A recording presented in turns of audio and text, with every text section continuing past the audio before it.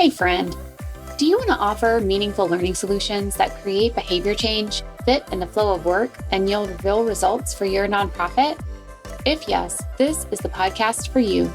Join me as I explore instructional design and leadership development best practices, as well as change management, belonging, and influence. If we haven't met yet, I'm Heather, and I've been in your shoes.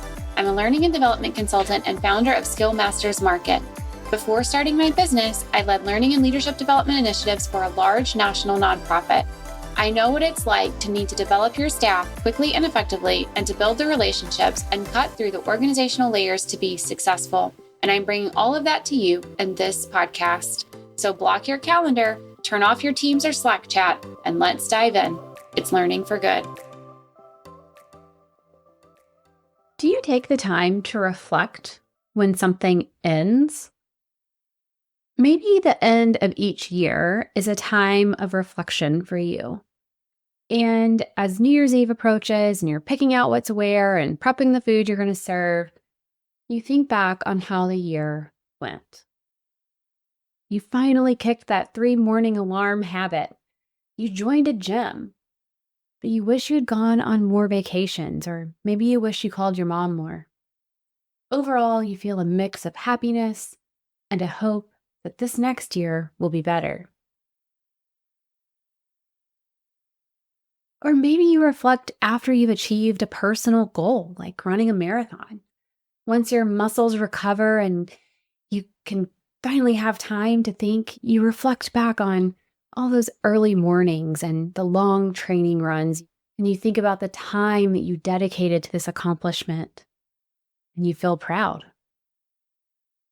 Or maybe it was an unexpected job transition that made you pause and reflect. What do you want to do with your life anyway? Did you like the job you had? What about the organization, the sector? Are there changes you want to make moving forward? You ask yourself questions like this and you start to get clarity you didn't have before. Reflection is powerful. And it's something we often do, but it's not something we often do with intentionality. So today I want to share the 7 steps I follow each time I close out a training project and why they set you up for success later. It's really a time of reflection. Let's dive in. It's learning for good.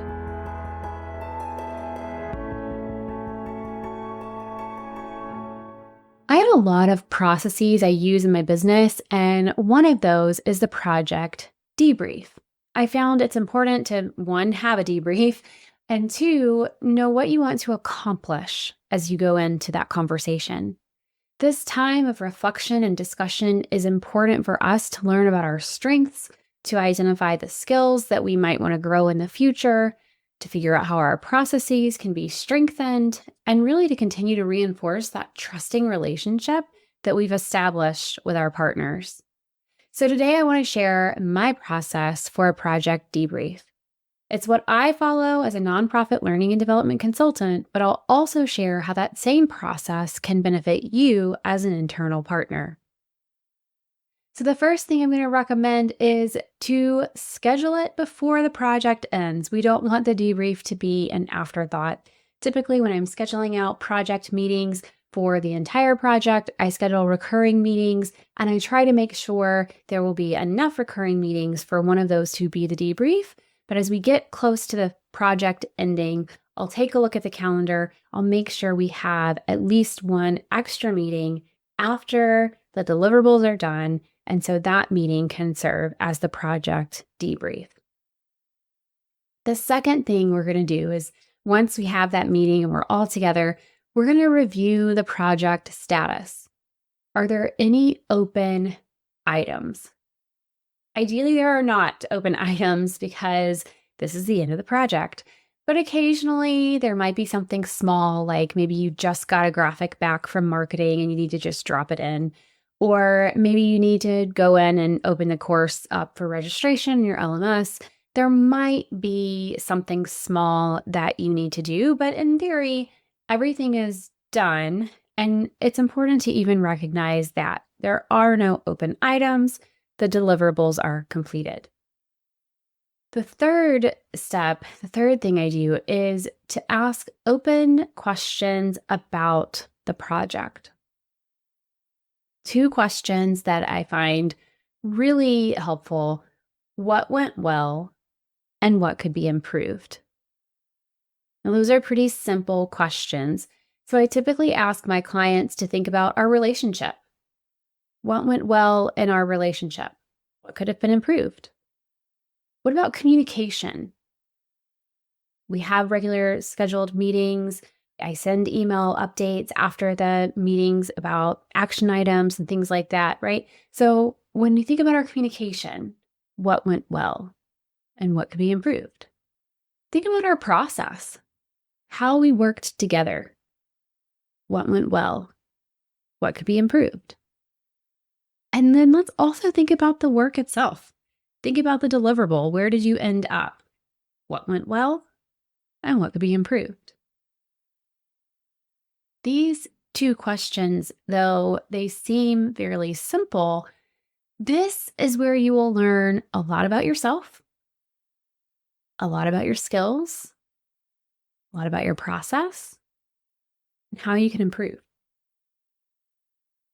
That is incredible information as you continue to grow your own skills as an L&D professional, but also to build those relationships.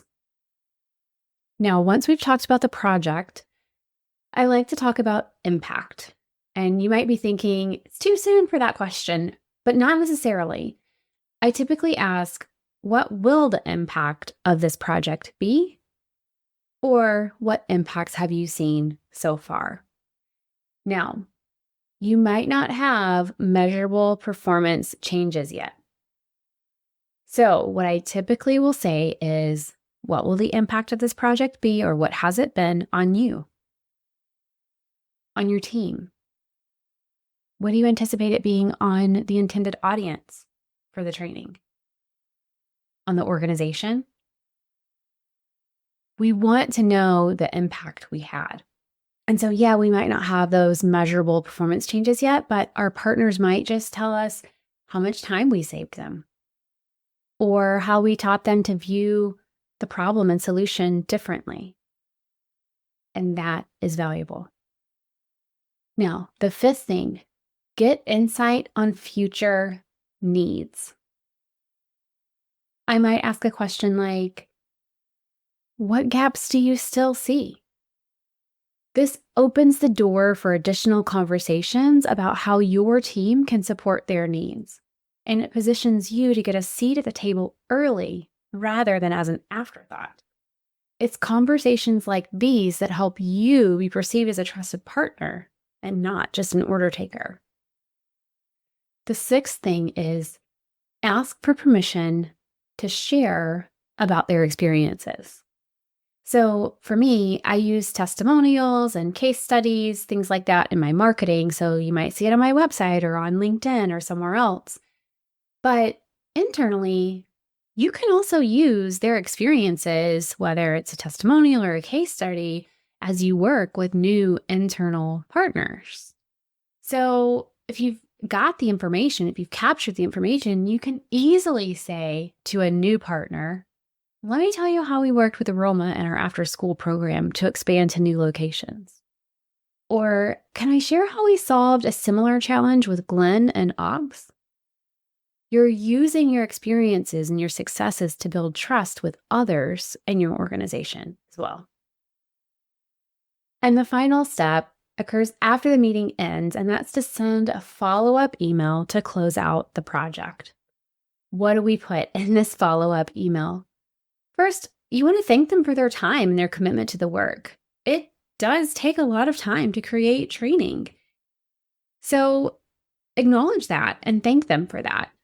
Include links to all the final files, anything that they might need going forward. And tell them you want to work with them again in the future. Again, you're building trust with others in your organization, and you don't want to be seen as just an order taker. So put yourself in the position to be a strategic problem solver.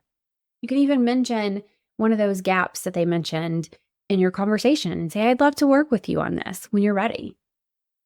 You want to make sure you're closing out the project in a positive way, in an organized way, and in a way that positions you for more partnership in the future.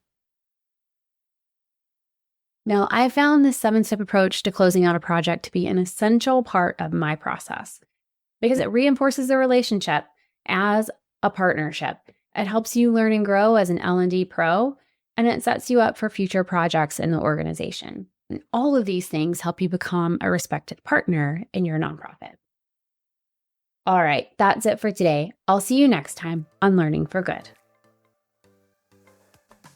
Hey friend, was this episode helpful for you?